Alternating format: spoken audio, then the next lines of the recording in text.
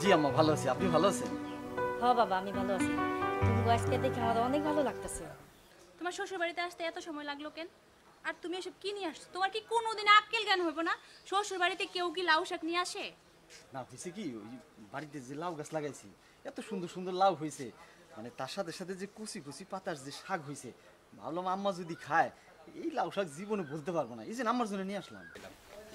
ভালো করছো বাবা, লাউ শাক দিয়া চিংড়ি মাছ অনেকদিন ধরে রান্দি না। দাও। দুলাভাই যখন এত এত জিনিস নিয়ে আসবো তখন বুঝবো যে লজ্জা কারে। আর তুমি লুঙ্গি পরে আসছো কেন? শ্বশুর বাড়িতে কোনো জামাই কি লুঙ্গি পরে আসে?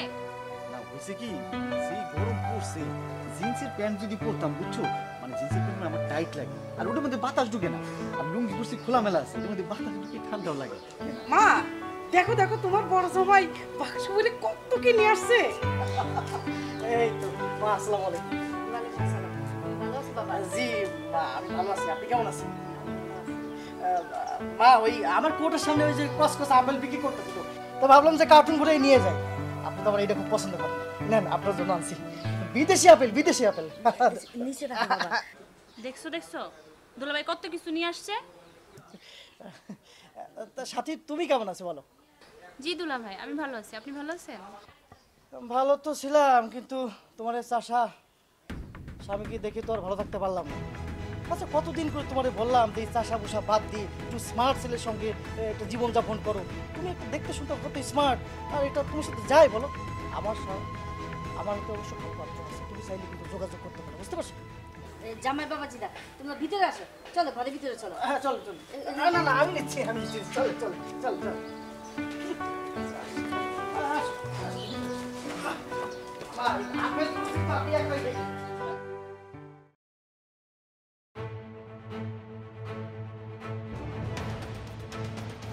মা, তুমি কি ওদের সাথে আমাদেরকে খেতে দিবা? তোমার ছোট মেয়ের জামাই আর বড় মেয়ের জামাই কি এক হলো? কই চাষা বসার, কই উকিল জামাই? আমার কাছে দোনো জামাই এক। নো বাবা, এটা তুমি খাও, মাছের মাথা। কেন বাবা, তুমি মাছের পিস খাও। দেখছো হলোটা কি কাজটা? তোমার মা মাছের মাথাটা ওই ওপরে দিল, আমি তো বড় জামাই, আমাকে দিতে পারতো না? মা, তুমি এটা কি করলা? হিসেব অনুযায়ী তো মাছের মাথাটা তোমার বড় জামার পাওয়ার কথা, আর তুমি ওই চাষা ভুষাকে দিয়ে দিলা। তোর জামাই শিক্ষিত মানুষ, মাছের মাথা বাইচা খাইতে পারবো না, সেই জন্য ছোট জামাইকে দিলাম। কেন খেতে পারবে না?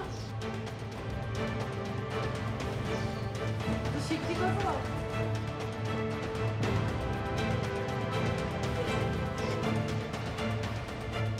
কি ব্যাপার? তুমি মাছের মাথা খাচ্ছ কেন? এটা তো আমি দুলাভাইয়ের জন্য রাখছি, এটা দাও। এই নাও, এই মরিচ দিয়ে তুমি ভাত খেও।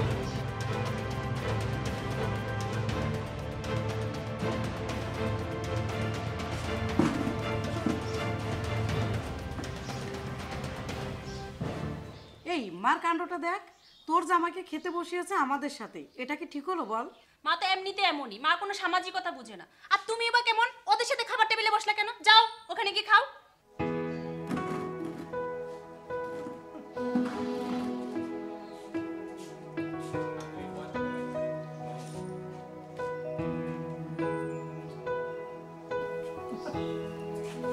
কি ব্যাপার জামাই, তুমি এখানে বসে খাচ্ছ কেন? তুমি না টেবিলে ছিলা? আসো আসো আসো। না আম্মা, আমি এখানে ঠিক আছে, আমি এখানে। জি জি জি, জামাই মানুষ হয়ে এখানে বসে কেউ খায়? আসো বাবা, আসো।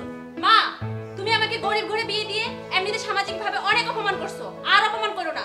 ও যেখানে বসে খাচ্ছে সেখানে বসে খাবে। কি আশ্চর্য, ছেলেটাকে ভালো মতো খেতে দে।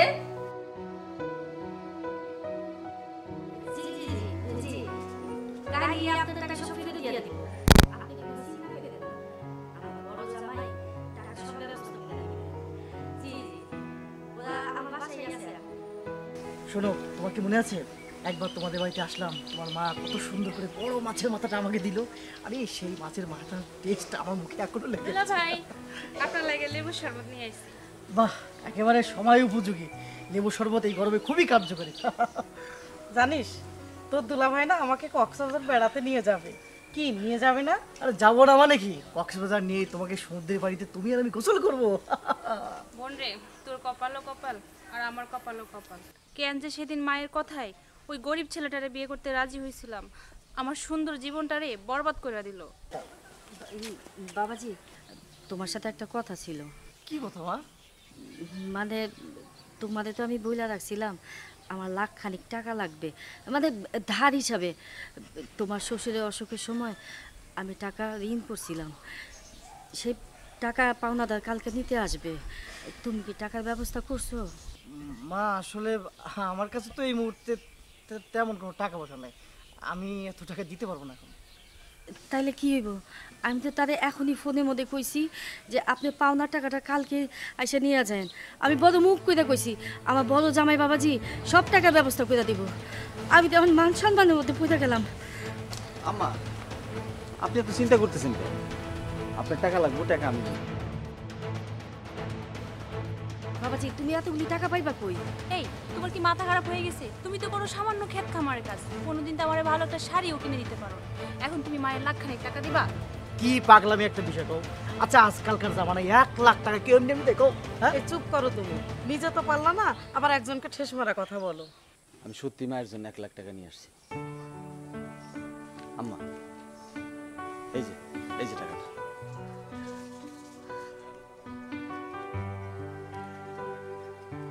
সত্যি তো? তোমার একটা কথা বলা হয়নি, আমাদের যে উত্তরপাড়ার বড় ক্ষেতটা আছে সেই ক্ষেতে আমি ভুট্টা লাগাইছিলাম। এবার তো ভুট্টার বাম্পার ফলন হয়েছে, সেই ভুট্টা বিক্রি করে আমি 3 লাখ টাকা পাইছি। আব্বা যে হসপিটালে আছিল সেই চিকিৎসার সময় আমি 1 টাকাও দিতে পারিনি। তো মনে মনে খুব খায়েশ আছিল, আমার হাতে যখন টাকা হইব তখন আম্মাই যে চিকিৎসার জন্য 1 লাখ টাকা ঋণ করছে সেই ঋণের টাকাটা আমি পরিশোধ করে দেব। বাবা তুমি আজকে আমার পেটের সন্তানের মতো কাজ করলা। আমি যদি এই টাকাটা না পাইতাম তাহলে আমার কালকে খিজে হইতো। বাবা আমার কিছুদিন সময় দাও, আমি তোমার টাকা শোধ করে দিব। আম্মা, এটার ফেরত দিতে হবে না, এটা খুশি হয়ে আমি আপনারে দিলাম। একটা কথা বলি, যদি কিছু মনে না করেন, যদিও বলা ঠিক না তারপরে বলি, আমি আপনার মতো শিক্ষিত না, অত বড় চাকরিও করি না, মানুষের পোশাক আশাক দেখে আসলে বিচার করা ঠিক না। আমি চাষা বসা বইলে আপনি যে অপমানাপানা করলেন, আবার আপনি আমার বউরে কইলেন সেজন্য আমার তালাক দিয়ে দেয়, এইসব কথা বলার আগে একবার আপনি ভাবলেন না যে আমি আপনার ভাইরা ভাই হই? আপনাকে সমাজে না হয় আমার কোনো দাম নাই, কিন্তু আমাকে সমাজে কিন্তু আমার দাম আছে। আমাকে সমাজে মানুষকে অপমান করতে শেখায় না, আমাকে সমাজে মানুষকে ভালোবাসতে শেখায়। এতদিন আমি মনে করতাম মানুষ শিক্ষিত হইলে জ্ঞানী হয়, বুদ্ধিমান হয়, কিন্তু আপনাদের দেখে আমার না উল্টাপাল্টা হয়ে যেতেছে। মনে হয় আপনার মতো শিক্ষিত না হয়ে আমি ভালো কামই করছি। আরেকটা কথা, আমরা যারা চাষাবাদ করে ফসল ফলাই তারা কিন্তু খুব কষ্ট করি। আজকে টেবিলে বসে যে ভাতটা খাইলেন, আমার মনে কোনো চাষা বসাই কিন্তু এই ফসলটা ফলাইছে, না হলে কিন্তু আপনি এত আরাম করে খাবারটা খাইতে পারতেন না।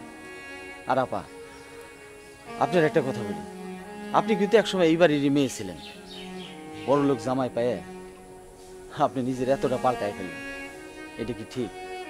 মানুষই কিন্তু সমাজ তৈরি করে, সমাজ কিন্তু মানুষ তৈরি করে না। আর তোমার একটা কথা বলি, এই চাষাবুসা জামাই রে কম অপমান করলা না। ডাইল দিয়া খাও, কাঁচামরিচ দিয়া খাও, যেমনেই খাও, এই চাষাবুসা জামাইয়ের কামাইয়ের টাকা দিয়ে কিন্তু খাও। আমারে তুমি ক্ষমা করে দাও, আমি তোমার অনেক অপমান করে কথা বলছি। ভাই আমরাও তোমার অনেক ভুল বুঝছি, ভুল বুঝে অনেক ধরনের বাজে কথা বলছি, তুমি আমাদেরকে ক্ষমা করে দাও।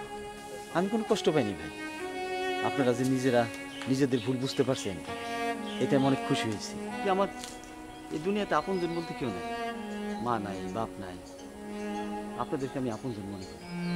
আপনাদেরকে সাথে নিয়ে আমি বাঁচতে চাই, সুখে দুঃখে, এটুকু আমার চাওয়া। আসলে আমার কথায় আপনারা এখন কষ্ট নিয়েন না, আমার আপনারা ক্ষমা করুন।